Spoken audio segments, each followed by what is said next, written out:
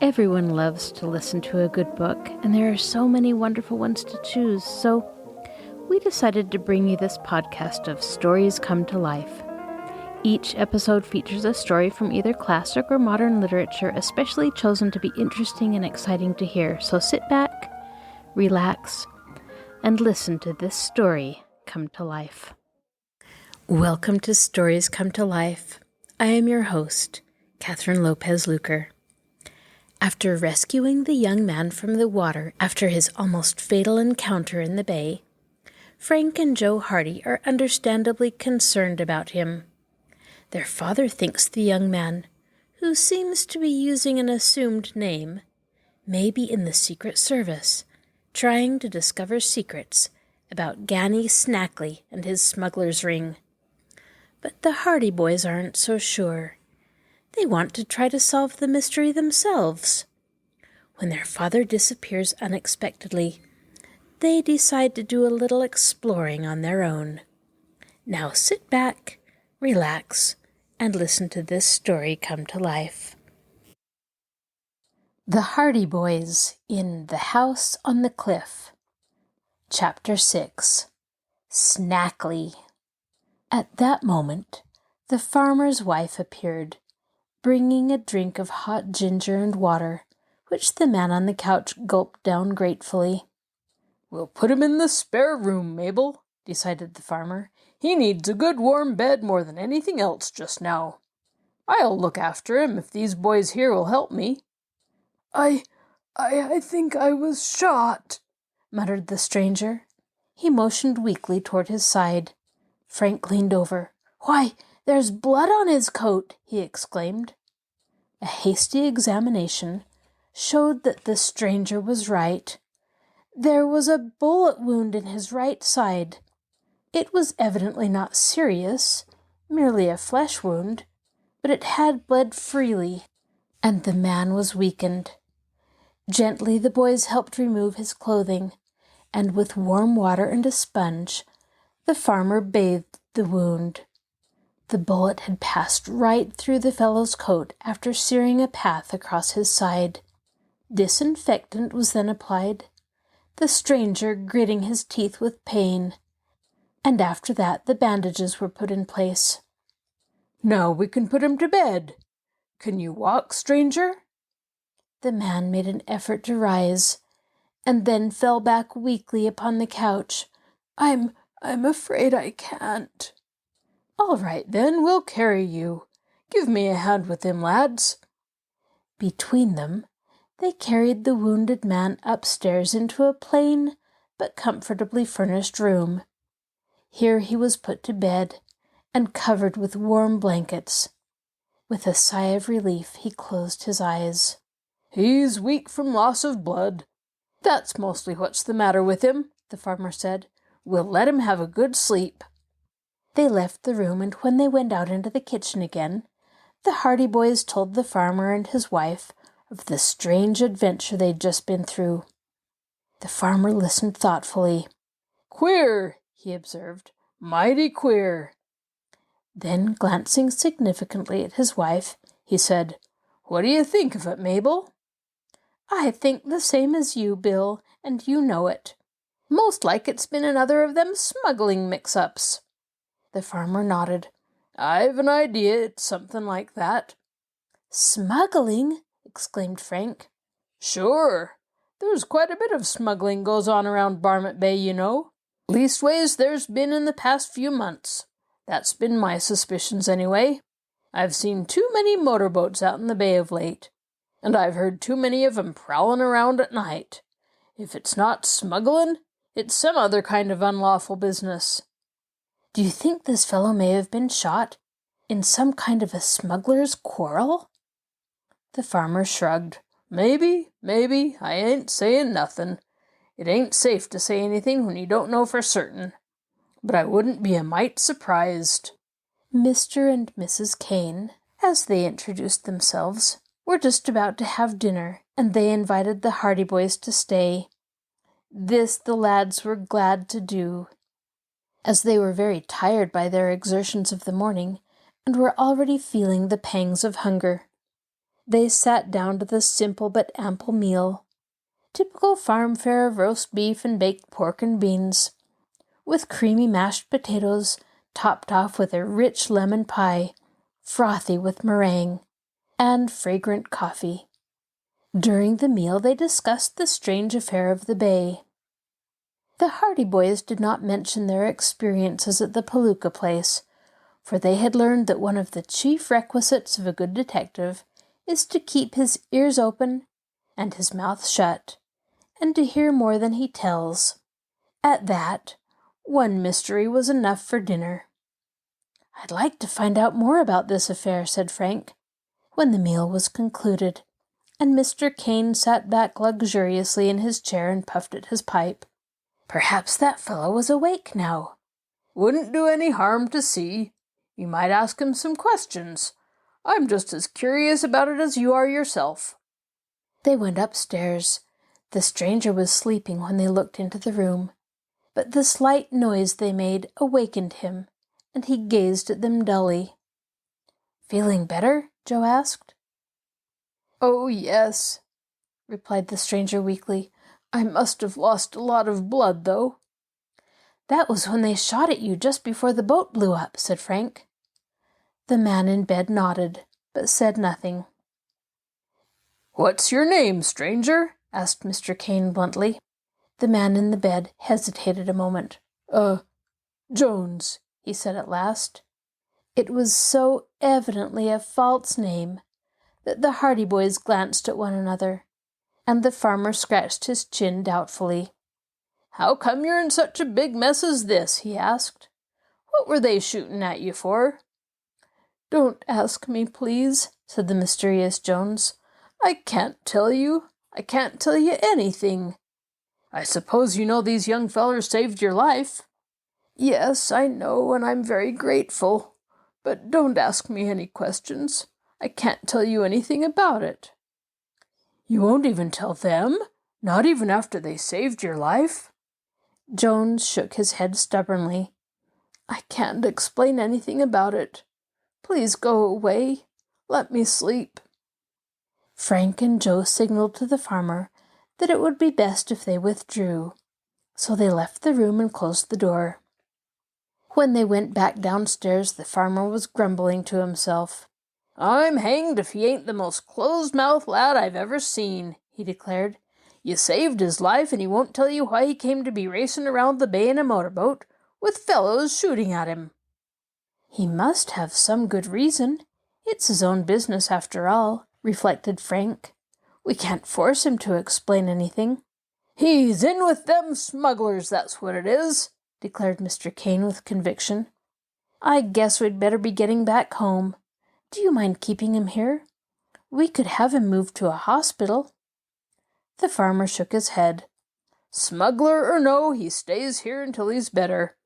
Nobody ever said Bill Kane turned a sick man out of doors, and nobody ever will. He stays here until he gets better." "We'll come back in a day or two and see how he's getting along," Joe promised. "He'll have the best of care here. Whether it's smuggling or not that he's been mixed up in, it doesn't matter. My wife and I'll look after him." The Hardy boys arranged to have the rowboat return to its mooring place, then took their leave of the good-hearted farmer and his wife, and made their way out to the road. Then they went back to the place where they had left their motorcycles, and in a short while were speeding again on their return to Bayport. "That fellow certainly is a queer stick," remarked Joe as he and his brother motored toward home. "I'll say he is," answered Frank. "There's something mighty strange about this whole thing, and don't you forget it." It was mid-afternoon when they turned their motorcycles into the driveway beside the Hardy home, and after they had put the machines in the garage, they went into the house. They found their father, Fenton Hardy, in his den just off the library. He was never too busy to talk to his sons, and when they came in, he put down the papers he was studying and leaned back in his chair. "Well, what have you two been up to today?" he inquired, smiling. "We've had a real adventure this time, Dad," Frank told him. "We were out at the old Palooka place with some of the fellows." "That's the haunted house, isn't it?" See any ghosts?" The boys looked at one another. "No, we didn't see any ghosts exactly," said Joe, "but—" "Ha! You don't mean to tell me you heard some?" Fenton Hardy threw back his head and laughed with delight. "You may laugh, but some mighty queer things happened out there," insisted Joe. Whereupon the brothers told their father of the strange experiences at the deserted farmhouse. But Mr. Hardy refused to take them seriously. "Some of your school chums playing a joke on you," he said, dismissing the affair. "They'll be laughing their heads off about it right now." "But how do you account for the toolboxes being robbed?" "They just did that to make it a little more mysterious. Probably they'll hand you back your tools at school on Monday, just to prove their story." This aspect of the situation had not occurred to the boys. They began to look a bit sheepish. If it had been the work of practical jokers, it was only natural that they would seek something definite, whereby to prove the fact that they had been at the farmhouse. "Gosh, we'll never hear the end of it if that's the case," sighed Joe. "Oh well, we'll just have to take it in good part. But we didn't tell you about what happened on the way home. Tell 'em about it, Frank." "Another adventure?" "A real one. No practical joke about this." Frank thereupon told their father about the 2 motorboats in Barmet Bay, about the chase, and the resulting explosion. He modestly underestimated their own part in the rescue of the victim of the wreck, but Fenton Hardy nodded his head in satisfaction as the story went on. "Good work. Good work," he muttered. "You saved the fellow's life, anyway. And it looks as though you've stumbled on a mysterious bit of business in that motorboat chase. What did the man say his name was?" Jones," answered Frank doubtfully. Fenton Hardy raised his eyebrows. "Of course, there are lots of Joneses in the world. It might be his real name, but more than likely it isn't. Would he tell you anything about the reason for the chase? Did you question him?" "He wouldn't tell us anything at all. We made a few inquiries, but he said he couldn't explain." "Still more mysterious," reflected the detective. "Do you think he'll talk when he gets better?" "I'm afraid not. He seemed quite determined not to tell us anything about himself, or about the men who were chasing them." "Oh, don't you remember, Frank?" exclaimed Joe, "when we brought him into the house, just as he became conscious again? What was that he said? Oh, yes, I'd forgotten. He said, 'Snackley got me, the rat,' whatever that meant." "Snackley?" exclaimed Fenton Hardy, starting up. "Are you sure he said Snackley? Are you sure that was the name?" "I'm certain. Aren't you, Joe?" "Yes, that was the name, all right." "Well, that does give us something to work on," the detective said. "Probably you have never heard of Snackley, but I have." "Who is he?" asked Frank. "Ganny Snackley is a noted criminal. He's a smuggler, one of the leaders of a ring of smugglers who brings in opium and other drugs from the Orient. Is it possible that he is bringing drugs into the country at Barmet Bay?" Chapter 7. Bound and Gagged. The Hardy boys were astonished by this information.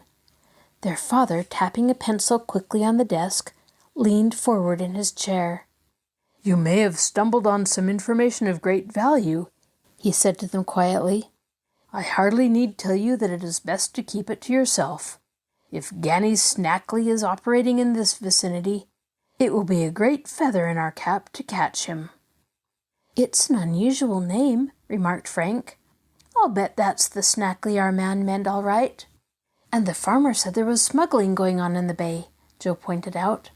"Of course, there's always been more or less smuggling carried on in Barmet Bay, but it's been on a small scale.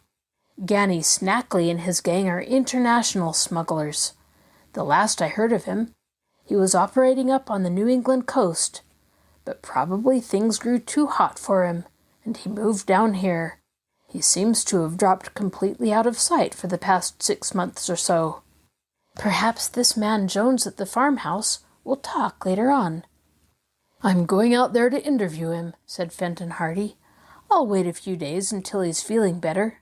Of course, the matter is one for the United States authorities, and as I haven't been assigned to the case, I can't do very much. But perhaps I'll get some information I can use at some other time. Joe and I'll go out tomorrow and see how he's getting along. Do so, but don't ask any questions. Don't let him think you're suspicious of him. Otherwise he'll be liable to sneak away as soon as he can, and we'll lose him altogether. He's under an obligation to you now because you saved his life, so it will seem quite natural for you to come back to see him. If you think he's recovering quickly, let me know, and I'll go out right away and talk to him. If you think he'll be there for several days yet, we'll just let him stay until he feels better. Perhaps he's a detective himself, Frank suggested. That had occurred to me, admitted Mr. Hardy. If that's the case, I'll keep out of the affair. It's just probable that he is a Secret Service man who discovered Snackley's hangout and was shot for his pains. That would explain why he wouldn't tell you anything about himself. But there's always the possibility that he is one of Snackley's enemies, and in that case, I may be able to persuade him to talk. Fenton Hardy asked the boys more questions about their adventure, but beyond a few trivial details, they were unable to throw any further light on the mystery. However, it was decided that they should go back to the Kane farmhouse on the following day, which was Sunday, and report on the condition of the mysterious Mr. Jones. With that, they left their father, spending the rest of the afternoon in eager discussion and speculation concerning the strange events of the day. It had been an eventful holiday for them, and although they went over the incidents time and again, they were unable to arrive at any solution of the puzzling affair in Barmet Bay. As for the happenings at the house on the cliff, they were inclined to accept their father's theory that some practical joker had been to blame. The next morning after church, they took the motorcycles out of the garage and prepared to ride out to the Kane farmhouse, there to make inquiry as to the condition of the man they had rescued on the previous day. "Remember," warned their father, "don't ask him too many questions, or he'll get suspicious. Just find out how long he's likely to remain at the farm. If his injuries aren't very serious, he'll be leaving in a day or so, and we want to check up on him." The boys promised to follow the detective's instructions. Unlike the day previous, this Sunday was clear and bright, and the rain of the afternoon before had laid the dust so that they enjoyed their journey out along the shore road. "It would be a bad joke on us if Mr. Jones left before we got there," remarked Joe. "I don't think he will. That wound in his side was enough to keep him laid up for a few days, and anyway, he lost so much blood yesterday that it would take him quite a while to get back to his strength. I hope he isn't a detective." "Why? It would be great if we could get a chance to do some work on this case ourselves. If Ganny Snackley is in this neighborhood, and the government detectives don't know of it, we would help Dad land him." "It would be a great chance," admitted Frank, "but I think we'll find our friend Jones is a detective. That is, if we ever find out anything definite about him. Why else should Snackley and his men try to kill him? For there's no doubt they left him for dead. Perhaps he was another smuggler that they wanted to get rid of. Maybe, but I think it's most likely he is a Secret Service man." At length, they arrived at the lane leading from the main road to the farmhouse. As their motorcycles roared down the drive, they watched for some sign of life about the place, but there was no one in the orchard or in the barnyard. No one came out of the house. The place appeared to be deserted, and, although it was a warm day, the doors were closed. "This is queer," remarked Frank, as they brought their motorcycles to a stop and left them in the shade of a large tree near the back of the house. Mr. and Mrs. Kane couldn't have gone away and left Jones there alone, could they? The boys went up to the door and rapped. There was no answer.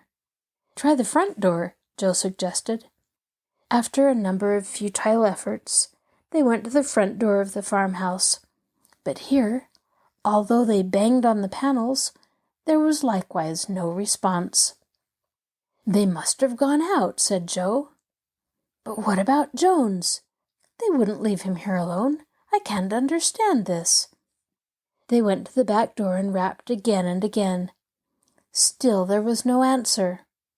Frank tried the doorknob and found that the door swung open. "Ha! They didn't lock the place up anyway," he said. "Let's go in. If Jones is upstairs, we'll go up and see him. Mr. Kane won't mind. Probably they didn't expect callers today." They went into the kitchen, and here they were surprised by the scene of disorder that greeted their gaze. The previous day, they had been impressed by the neatness of the room, for Mrs. Kane was evidently the soul of tidiness. Now the kitchen looked as though an earthquake had shaken it. Pots and pans were strewn about the floor. The table had been overturned. A chair lay upside down in a corner. A few cups and saucers lay in shattered bits beside the stove. The wood box had been upset, and the wood was scattered about. One window curtain had been partly torn from its fastenings. "What on earth has happened here?" Frank exclaimed in profound astonishment. "Looks as if a cyclone came through." "There's something strange about this. There's been a fight or a struggle of some kind here. Let's see what the rest of the house looks like." The Hardy boys rushed into the next room. There an unexpected sight met their eyes. Mr. and Mrs. Kane were seated in chairs in the middle of the room. They were unable to move, unable to speak, scarcely able to make a struggle. The farmer and his wife were bound and gagged, tied to their chairs. Chapter 8. The Stolen Witness. Swiftly the Hardy boys rushed over to Mr. and Mrs. Kane and began to release them. The farmer and his wife had been trussed up by strong ropes, and they had been so well gagged that they had been unable to utter a sound. It was only a matter of a few minutes, however, before their bonds were loosened and the gags removed. "Thank goodness!" exclaimed Mrs. Kane with a sigh of relief as the gag was taken away. Her husband, spluttering with rage, rose from his chair and hurled the ropes to one side. "What happened?" asked the boys in amazement. For a moment, Mr. and Mrs. Kane were unable to give a coherent account of their experience, owing to the strain they had undergone. But at last the farmer stumbled over to the window and pointed down the shore road. "They went that way," he roared. "That way! Follow them!" "Who?" "The rascals that tied us up. They took Jones away with them." "Kidnapped him?" "Yes, kidnapped him. There were 4 of them. They broke in here and tied up my wife and me. Then they went upstairs and carried Jones away with them. They dumped him into an automobile and made a getaway." "4 men?" "4 of the ugliest-looking scoundrels you ever laid eyes on." "How long ago?" asked Frank quickly. "They didn't leave 10 minutes ago. If you'd have been here just a few minutes earlier, you would have met the whole crowd of 'em." The farmer was angry and excited. "But there's time yet. You can catch 'em. They went down the shore road." "Come on, Joe," shouted Frank. "Let's chase 'em. They've kidnapped Jones." Joe needed no urging. The Hardy boys left the farmer and his wife rubbing their chafed wrists and ankles, and they hastened out of the house over to their motorcycles. Within a few seconds, the staccato roar of the powerful machines broke out on the still air, and then they went rocking and swaying down the lane, out onto the shore road. "Some high-handed proceedings, I'll say," yelled Frank. to make himself heard above the roaring of the motorcycles. "Those rascals ought to be in prison," returned his brother. The boys followed in the direction the farmer had indicated. Frank then recollected that just before they had turned in toward the Kane farm, he had seen a cloud of dust down the main road, evidently caused by a speeding automobile, but he had thought nothing of it at the time, for traffic along the shore highway occasioned no comment, especially on Sunday. "If we had only been a little bit earlier," he groaned. "We'll catch up to 'em. They haven't much of a start. Maybe we can follow them to some town and have the whole gang arrested." The motorcycles roared along at top speed. Both the Hardy boys were skillful drivers, and for a while Frank was able to follow the course of the car they were pursuing by watching the fresh tread mark in the dust. But when the road came to the place where it intersected with the road leading up to the Morton farm, the tread mark became lost, as evidently another car had turned out of the side road in the meantime and obliterated the fresh tread here and there. They passed the lane that led into the Palooka place and continued on down the shore road until they came to a hilltop that commanded a view of a wide stretch of country. Here they could see the road winding and dipping for a distance of more than a mile, until it was lost to sight in a grove of trees. But there was no sign of the automobile they were seeking. "They've given us the slip, I guess," said Frank as he brought his motorcycle to a stop. "They had a good start, and they weren't letting the grass grow under their feet either. Think we should keep on?" "There's not much use. We'd better go back to the farmhouse and hear what Mr. and Mrs. Kane have to say about this." "Evidently those men in the other motorboat saw us rescue Jones, or else they heard that he'd been taken to the farmhouse," remarked Joe. "They must be desperate characters." "I wonder what'll happen to poor Jones now," said Frank gravely. "They tried to kill him in the first place. This time—" "Do you think they'll murder him?" "It looks like that. They didn't show him any mercy out in the bay. They left him for dead that time. Now they'll make sure of it." Joe shuddered. "If they were going to kill him, they'd hardly go to all that bother of kidnapping him," he pointed out.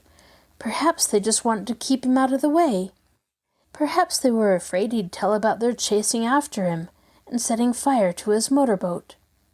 They were mighty anxious to get their hands on him when they would come to the house in broad daylight and tie up Mr. and Mrs. Kane. They might have been left there for hours without being able to get loose." When they got back to the farmhouse, they found that the farmer and his wife had somewhat recovered from their harrowing experience, although they were still unnerved. Mrs. Kane, ever the true housewife, was already beginning to tidy up the kitchen and the living room, for the intruders had upset everything in the struggle. "We lost 'em," said Frank. Kane nodded. "I didn't think you'd catch 'em," he said. "They left here in too much of a hurry, but I hoped you would. They had a big high-powered car and they didn't waste any time getting away." "There were 4 of 'em, you said?" 4. Ugly villains." "What did they look like?" "I didn't get much of a chance to see. It all happened too quick. One of 'em came to the door. He was a tall chap with a thin face, and asked if I was looking after a man who was almost drowned yesterday. I said that I was, so he told me he'd come to take him away, that he was a brother of the fellow. I got kind of suspicious and asked him his name. But in the meantime I had just stepped outside the door, and before I knew it, someone jumped at me from behind. I put up a fight as best I could, but the others came at me from around the corner of the house, where they'd been hiding, and before I knew it, I was tied up. Then they tied up my wife and left us in the living room while they went upstairs." "Did Jones put up a fight when they took him away?" "He tried to. He hollered for help, but of course I couldn't do nothing, and he was too weak to fight much himself. They carried him downstairs and put him in the automobile. Then they drove away." "There must be more to this affair than we imagine," reflected Frank. It's getting serious when they break into a private home like this." "You bet it's getting serious," exclaimed the farmer. "It'll be mighty serious for them if they try it again." He motioned to the table where a shotgun was lying. "I've got that gun loaded and waiting for the next gang that tries anything like that. I only wish I'd had it ready this morning." "I don't think you'll have any cause to use it," Frank said reassuringly. "It was Jones they were after. They won't bother you again." "They'd better not." "I think the best thing we can do, Joe, is to go right back to Bayport and let Dad know about this." "Good idea. We can't do anything by staying here." "You boys said yesterday that your name was Hardy, eh?" said the farmer. "Ain't any relation to Fenton Hardy, are you?"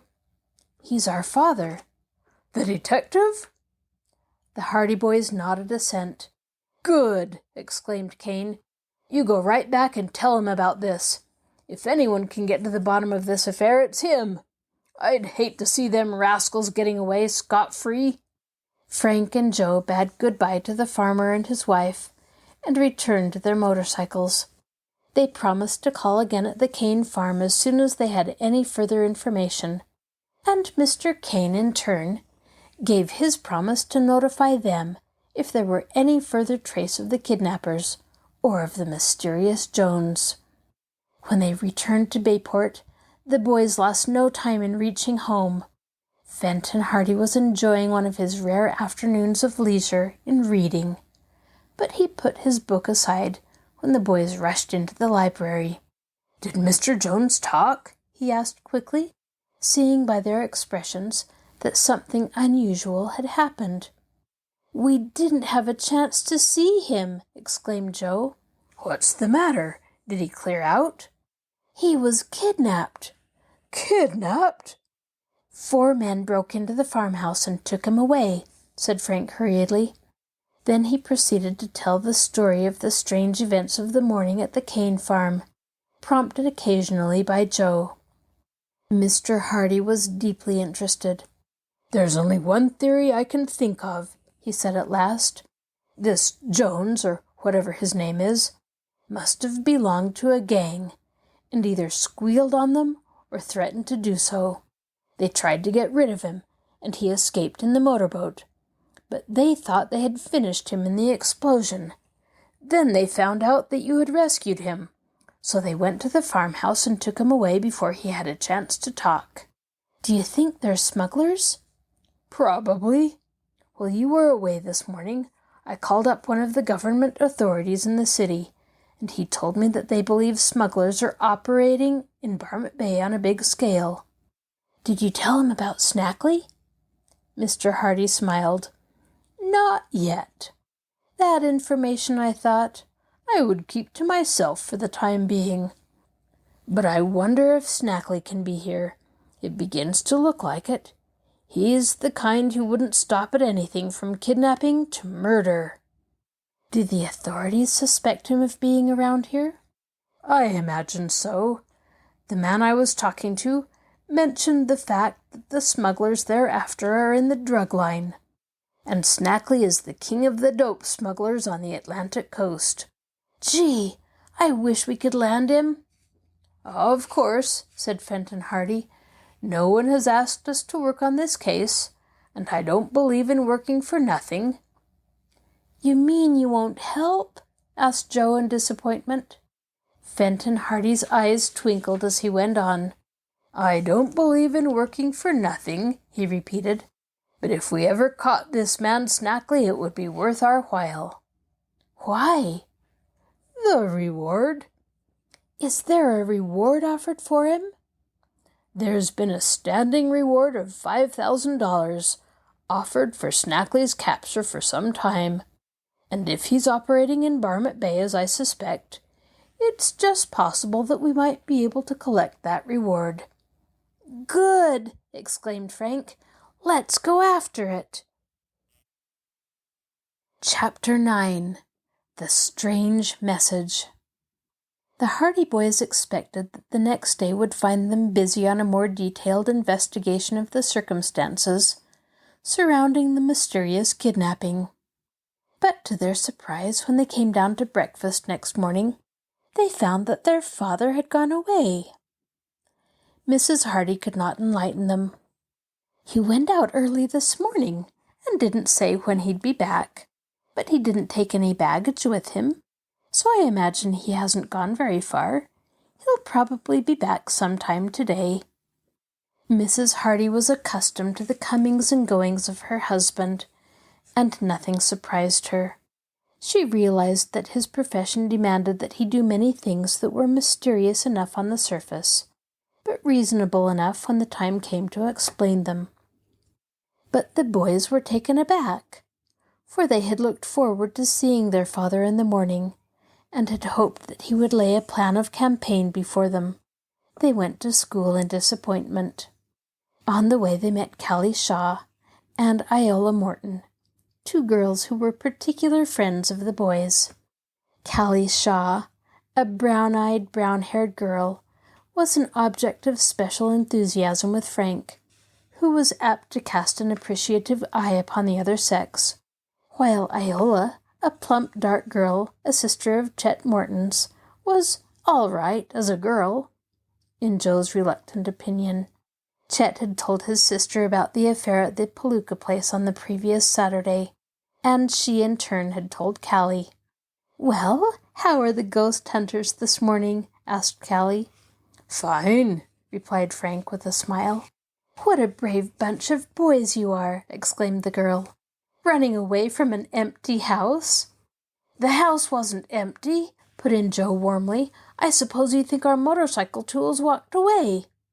"Somebody played a pretty good practical joke on you. Just wait till you get to school. Whoever played that trick will be sure to tell everybody." "Oh, well, we can stand it.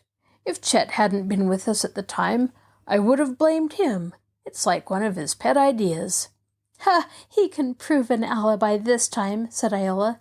"He was right with you. And by the way he talked when he got home, I think he was as badly frightened as anyone." But when the boys reached school, they found that although news of their experience at the house on the cliff had preceded them, no one was laying claim to having originated the joke. Chet and the other boys had told of the escapade, but although they momentarily expected that some practical jester would come forward and take credit for the whole affair, nothing of the sort happened. And when noon came, it was as much a mystery as ever. "I'm beginning to think it wasn't a joke at all," admitted Joe on the way home. "Believe me, if it had been a trick played on us, the fellow who did it wouldn't have lost any time coming around to have the horse laugh. It was a little too well done to be a joke. I think someone started this ghost rumor just to keep people away from the Palooka place. If everybody gets the same reception we got, I don't blame 'em for staying away. What with weird yells and shrieks, with walls falling in and toolboxes being robbed, it's a mighty active ghost they have on the job." "I wonder," said Frank, "could it have anything to do with the smugglers, Joe?" The Hardy boys looked at one another. "There's a thought!" exclaimed Joe. "We had two mighty strange things happen to us on the same day. Perhaps they have something to do with each other.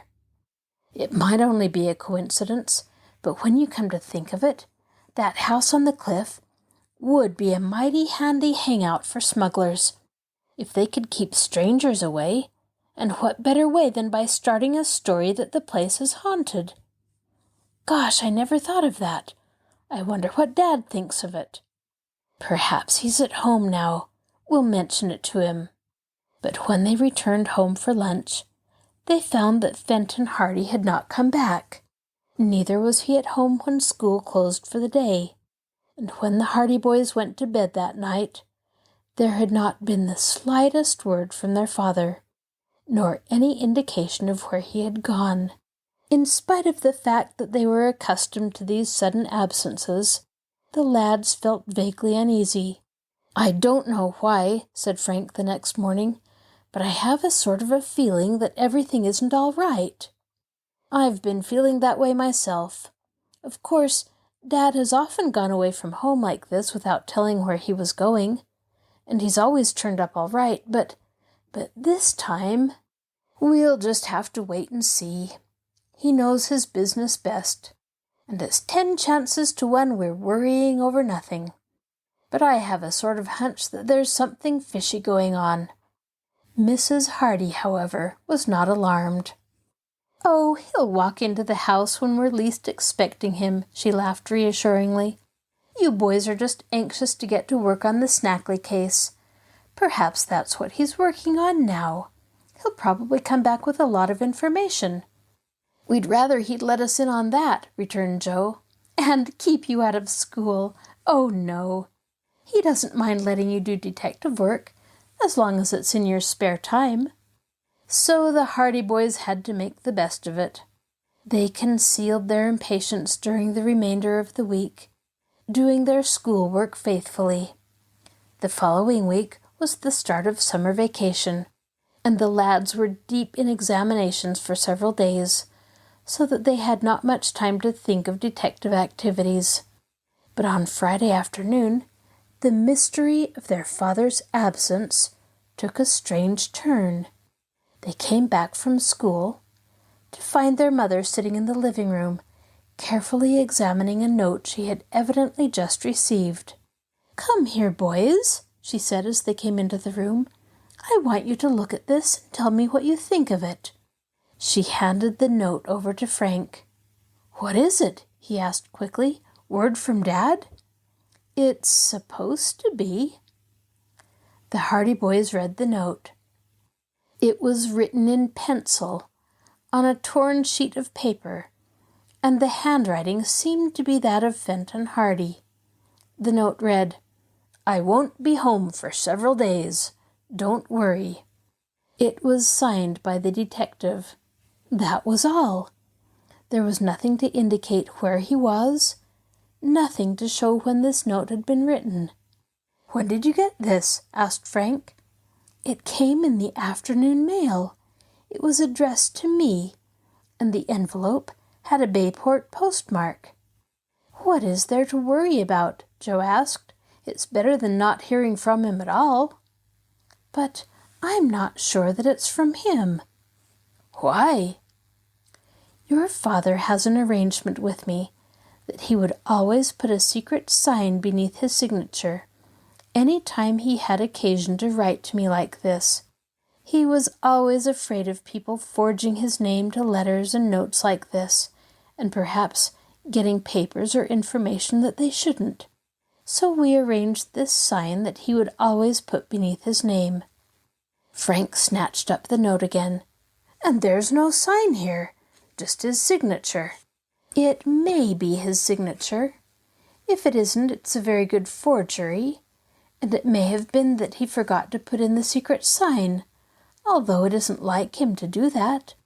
Mrs. Hardy was plainly worried. "If he didn't write it, then who did?" asked Jo. "Your father has many enemies. There are relatives of criminals whom he has had arrested, and there are criminals who have served their terms and have been released. If there has been foul play, the note might be meant to keep us from being suspicious and delay any search." "Foul play!" exclaimed Frank. "You don't think something's happened to Dad?" he added, his face showing his alarm. "The fact that he didn't put the secret sign underneath his name makes me anxious. What other object could anyone have in sending us a note like that, if not to keep us from starting a search for him?" "Well, whether he wrote that note or not, we will start a search for him," declared Frank firmly. "He merely said not to worry about him. He didn't order us not to look for him. If he really did write the note, he can't say we were disobeying any instructions. And then, the absence of the secret sign makes it all different." "I'll say we'll look for him," cried Jo. "Vacation starts next week, and we'll have plenty of time to hunt for him." "Wait until then, at any rate," Mrs. Hardy advised. "Perhaps he will return in the meanwhile." But as she glanced at the note again, and once more regarded the signature, strangely lacking its secret sign, her forebodings that Fenton Hardy had met with foul play increased. Chapter 10. The Vain Search. Fenton Hardy was still missing when the summer vacation began. There had been no word from him. Never in all his years of detective work had he vanished from home so completely, and for such a length of time. He was an intensely considerate man, and his first thought was always for his wife and boys. Occasionally, it was necessary for him to leave home suddenly on trips that would keep him away for some length of time. Sometimes it seemed wiser to keep the knowledge of his whereabouts to himself. But he always managed to communicate with Mrs. Hardy to assure her of his safety. But this time, with the exception of the dubious note, there had been no such assurance. From the moment he had left the house on the morning after the kidnapping at the Kane farmhouse, he had vanished as utterly as though the earth had swallowed him up. The Hardy boys questioned many people in and around Bayport, but no one recollected having seen their father on the day in question. At the railway station, they ascertained the fact that the detective had not bought a train ticket that day, or any day since. The agent admitted it was barely possible that Fenton Hardy might have taken a train and paid his fare on board, but said it was not likely. Inquiries at the steamboat office brought a similar response. The detective had not been seen. None of the local police officers remembered having seen Mr. Hardy that morning. The detective was a well-known figure in Bayport, and it seemed strange that no one had seen him about the streets of the city, in spite of the fact that he had left home at an early hour. The boys questioned everyone who was likely to have seen him, even to milkmen who might have been on their routes at that time. But the further they pursued their inquiries, the deeper the mystery became. One of the boys greatly interested in the disappearance of Mr. Hardy was Perry Robinson.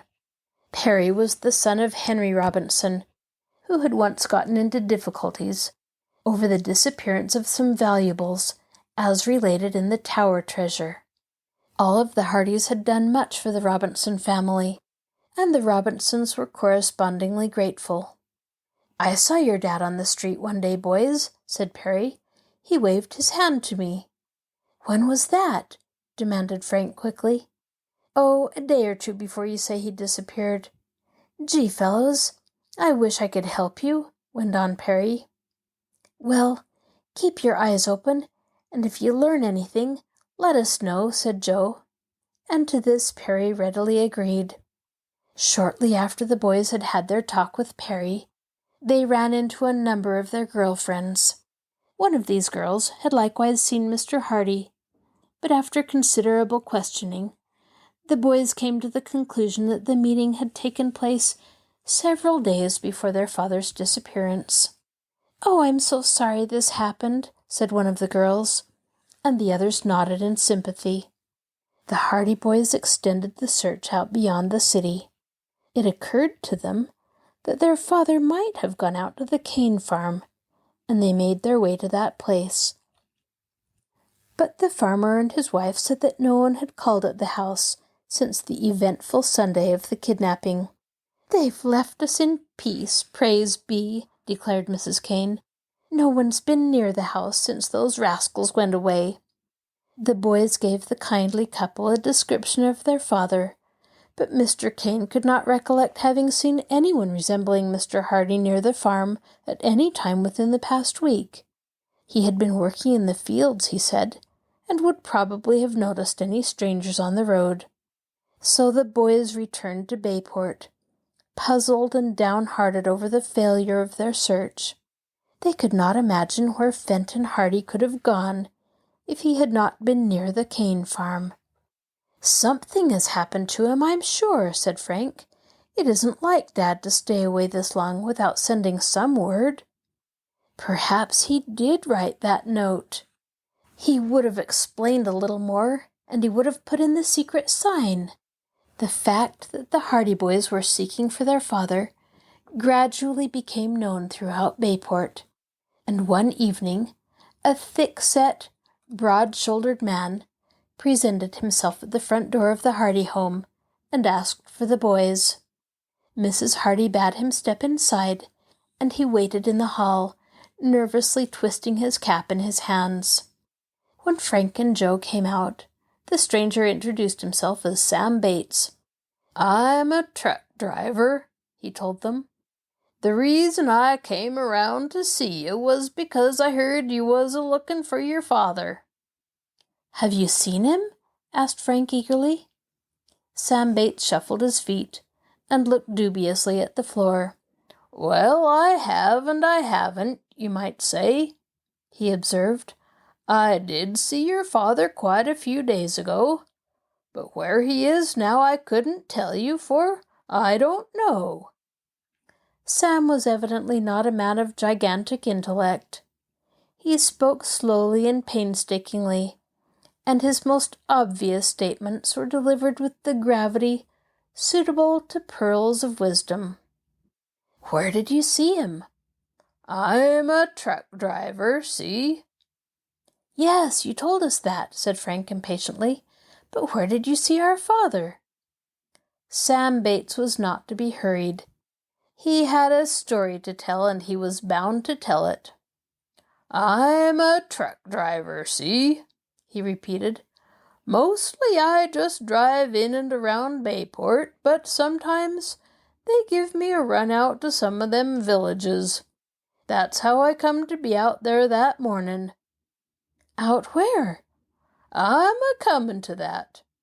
I just forget what day it was, but I think it was about a week from last Monday.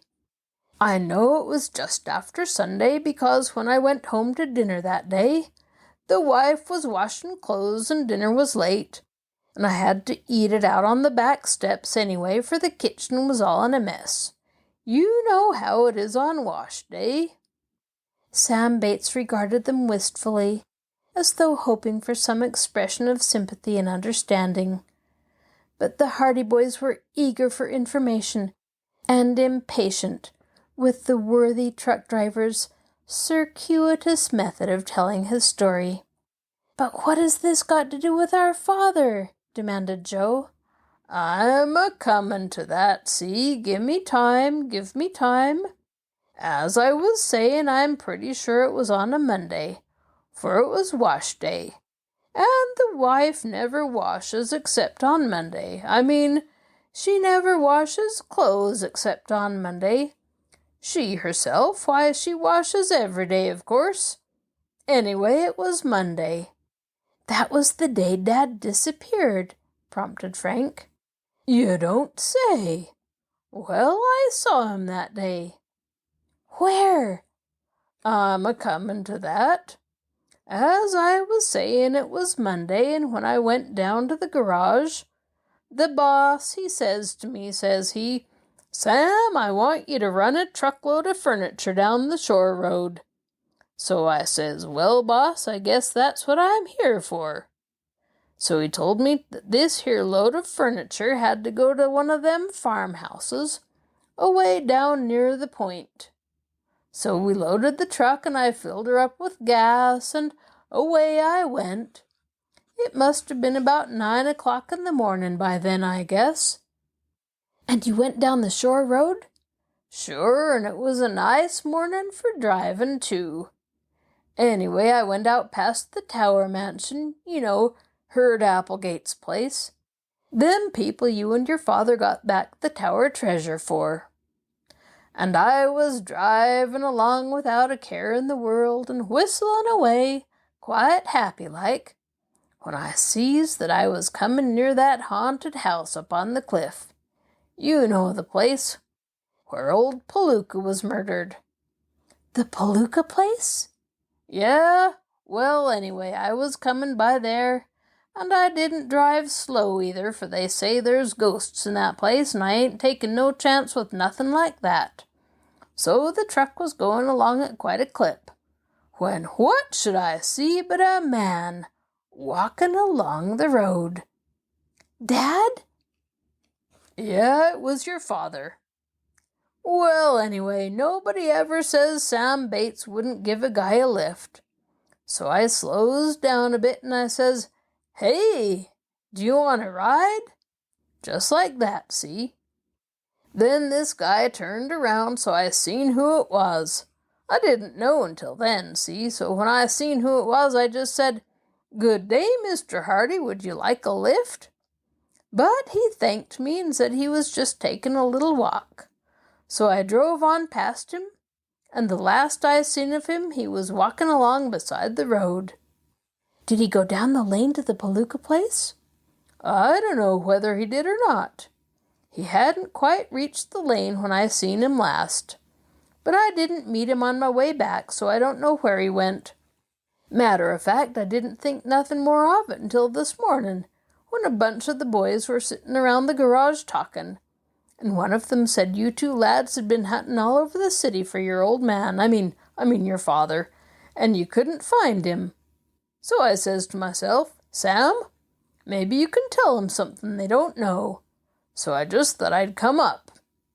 And we're very grateful to you, Frank assured him. You've given us some valuable information. We didn't know whether our father had gone out of the city or not. Now I think we'll know where to look for him. Ain't any chance of him nosing around that Palooka place, is there? Asked Bates. It's a mighty good place to stay away from if everything you hear is true. It's haunted, that place is. Oh, that wouldn't matter to him, but I'm glad you told us about seeing him. It gives us a better idea of where to look for him. Well, I'm glad if I've helped any. Guess I'll be going now, said Sam Bates, putting on his cap. I hope your dad shows up all right. The Hardy boys thanked him warmly, and Bates shambled away, his hands in his pockets. Mrs. Hardy came into the hallway. Any news? She asked anxiously. We have a clue anyway, Frank told her. That fellow says he saw Dad on the shore road the morning he left here. Where was he? Near the old Palooka place. The house on the cliff? Frank nodded. Mrs. Hardy looked grave. Surely he couldn't have gone there and disappeared, she said. I can't imagine why he would go to the house on the cliff anyway, observed Joe. Oh, I know now, Mrs. Hardy exclaimed. I had forgotten all about it. I had intended to tell you boys, but somehow it slipped my mind. Now that you mention the Palooka place, I remember it. What was it? Your father discovered something about Snackley the smuggler. It seems that Snackley was related to Felix Palooka the miser. Related to him? He was a cousin or a nephew or something of the sort. One of the government men told him that. So your father had an idea that Palooka might have been visited by Snackley at some time or another, and that Snackley must have got the idea of using Barmouth Bay for his smuggling operation at that time. Whew! Exclaimed Joe. Now we're on to the right track. Dad must have gone up to the house on the cliff to investigate. Why didn't we think of searching there before? Dad put two and two together and figured that there must be some connection between the queer things that were happening at the Palooka place the day we visited it, and the case of that fellow Jones, whom we rescued. Then, when he learned that Snackley was related to Palooka, he was sure of it. It's clear as daylight. But what on earth could have happened to him? Let's go up to the Palooka place and find out. But Mrs. Hardy interposed. Her lips were firm. Promise me you won't go alone.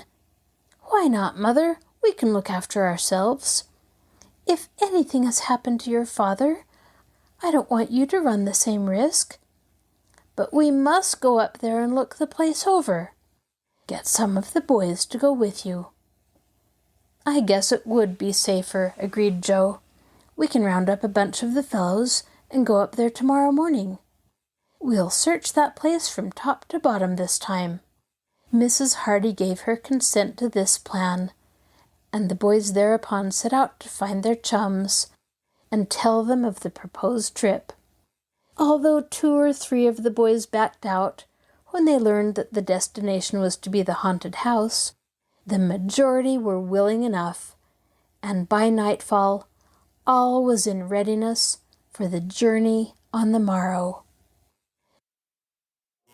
This is your host, Kathryn Lopez Luker. Thank you for joining us for this episode of Stories Come to Life. Be sure to join us next time when we continue to listen to the Hardy Boys in The House on the Cliff. Please let me know of other books that you'd like to hear on this podcast. It's wonderful to hear from you. I'll talk to you again soon.